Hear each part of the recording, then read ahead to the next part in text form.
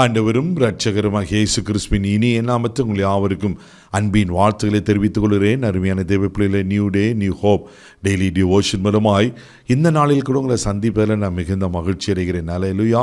இன்றைக்கு கூட கர்த்தர் நமக்கு கொடுக்கிற வார்த்தை என்ன? எபிரேயர் நிருபம் 13 கூட வாசிக்க கேட்போம்.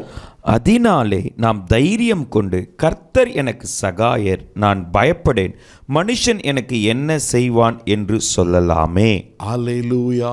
பாருங்க எவ்வளவு அழகாய் இங்கே எபிரேய ஆக்கியோன் அப்போஸ்தலனாகிய பவுல் தான் அந்த எழுதியிருக்கிறதாக சொல்லப்பட்டிருக்கிறது.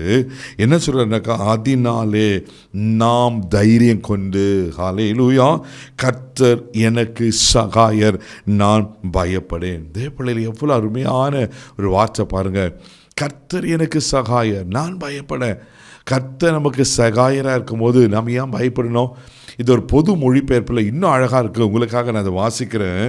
இதனால் நாம் துணிவோடு, ஆண்டவரே எனக்கு துணை, நான் அஞ்ச மாட்டேன். நம்ம துணியோடு சொல்ல வேண்டியது என்னென்னா, தைரியமாக சொல்ல வேண்டியது என்னென்னா, ஆண்டவர் எனக்கு துணையாக இருக்கிறார். ஆமென். ஆண்டவர் எனக்கு சகாயராக இருக்கிறார்.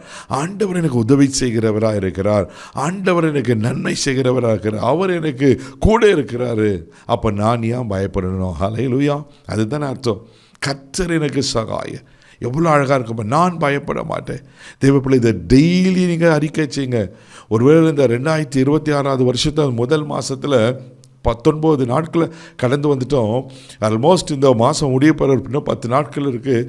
ஐயோ, இந்த வருஷம் எப்படி இருக்குமோன்னு பயப்படுறீங்களா? எதை குறித்து பயப்படுறீங்க? கலங்காதீங்க. கர்த்தர் எனக்கு சகாயராக இருக்கிறார். டெய்லி இதை அறிக்கை செய்யுங்க. அவர் நிச்சயமாகவே உங்களுக்கு சகாயம் பண்ணுவார். அவர் உங்களுக்கு உதவி செய்ய உண்மையில் தேவனாக இருக்கிறார். அல்லேலூயா. அதில் ஒரு மாற்றமாக கிடையாது. சங்கீதங்களின் புஸ்தகம் 27 சங்கீதம் 9 கூட வாசிப்பீங்கன்னா, சங்கீதக்காரன் இப்படியா சொல்லுகிறா, வாசிக்க கேட்போம். நீரே எனக்கு சகாயர், என் ரட்சிப்பின் தேவனே, என்னை நெகிழ விடாமலும் என்னை கைவிடாமலும் இரும். ஆமென். நீரே எனக்கு சகாயர், ரட்சிப்பின் தேவனே, என்னை நெகிழ விடாமலும் என்னை கைவிடாமல் இரும். அப்பா, என்னை விட்டு விட்டுறாதீங்கப்பா, என்னை கை விட்டுறாதீங்கப்பா, என்னை மறந்துடாதீங்கப்பா, நீங்கள் தான் எனக்கு சகாயர். அல்லேலூயா. தேவப்பிள்ளை எவ்வளோ அழகாக இருக்குது பாருங்கள். அவர் நமக்கு சகாயராக இருக்கிறார். அந்த முந்தின பகுதி வாசித்தீங்கன்னா, உமது முகத்தை எனக்கு மறைவாதையும், நீர் கோபத்துடனும் அது அடியனை விலக்கிப்படாதையும். அண்டரே, அப்படி நான் தப்பு செஞ்சு, அப்படி நான் பாவம் செஞ்சு உமக்கு பிரியமில்லாத காரியம் செய்து போனால், அண்டரே உங்கள் முகத்தை என்னை மறைச்சிடாதீங்க. எனக்கு நீர் தானே சகாயம். உங்களை விட்டால் நான் எங்கே போவேன்? அதுதானே அர்த்தம் தேவப்பிள்ளையில். ஆமென். நீர் என்னை கைவிடாமல், என்னை நெகிழ விடாமல் இரும் ஆண்டவரே. எவ்வளோ நல்ல ஆண்டவர் பாருங்கள். தேவப்பிள்ளையில் அவர் ஒரு நாள் உங்களை கைவிட மாட்டார். ஒரு நாள் உங்களை விட்டு விலக மாட்டார். அவர் உங்களுக்கு சகாயம் செய்கிற தேவனாக இருக்கிறார். ஆமென். எரேமியாவின் தீர்க்கதரிசன புஸ்தகம் 15 கூட நீங்கள் வாசிப்பீங்கன்னா இப்படியா சொல்லப்பட்டிருக்கு. வாசிக்க கேட்போம். உன்னில் மீதியா இருப்பவர்கள் நன்மை அடைவார்கள். தீங்கின் காலத்திலும் நெருக்கத்தின் காலத்திலும் உனக்காக நான் சத்துருவுக்கு எதிர்ப்பட்டு உனக்கு சகாயம் செய்வேன் என்று மெய்யாகவே சொல்லி இருக்கிறேன். அல்லேலூயா. எவ்வளவு அழகான ஒரு தீர்க்க தரிசன வார்த்தை பாருங்க.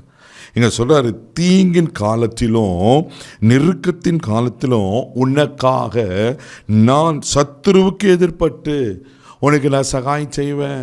எந்த சத்துரு உங்களுக்கு எதிராக செயல்பட்டு கொண்டிருக்காங்க, எந்த மனுஷர்கள் எதிராக சத்துரு போல செயல்பட்டு கொண்டிருக்காங்க, எப்படியாப்பட்ட கடினமான சூழ்நிலை இருக்கிறீங்க, தேவப்பிள்ளையில் ரொம்ப அழகாக வசனம் சொல்லப்பாரு. தீங்கின் காலத்திலும் நெருக்கத்தின் காலத்திலும் சத்துருக்கு எதிர்பட்டு நான் உனக்கு சகாயம் செய்வேன் என்று மெய்யாகவே உங்களுக்கு சொல்லுகிறார். தேவப்பிள்ளையில் அவர் உங்களுக்கு சகாயமாக இருக்கிறார். உங்கள் சத்துருக்களுக்கு எதிராக இருக்கிற சகாயம், உங்களுக்கு தீங்கு வராதபடி பாதுகாத்து கொள்கிற சகாயர், உங்கள் நெருக்கத்திலிருந்து விடுவிக்கிற ஒரு சகாயராக இருக்கிறார். பயப்படாதீங்க. ஹல்லேலூயா. ஆமென். நான் உனக்கு சகாயர், நீ பயப்படாது அப்படி சொல்லலை. கர்த்தருக்கு சகாயம் இருக்கிறார், நான் பயப்படேன். நம்ம ஏன் பயப்படணும்? தைரியமாக இருங்க. எவ்வளோ பிரச்சனைகள் வந்தாலும், எவ்வளோ பெரிய காரியங்கள் வந்தாலும் கர்த்தர் நமக்கு துணை நின்று அவரை சகாயம் செய்வார். எல்லா சத்துருக்களையும் வெட்கப்படும்படி செய்வார். கண்களை மூடி நம்ம செபிக்கலாம். அன்பு தகப்பனே, உமக்கு நன்றி சொல்லி துதிக்கிறோம், உம்மை ஸ்தோத்திரிக்கிறோம்ப்பா.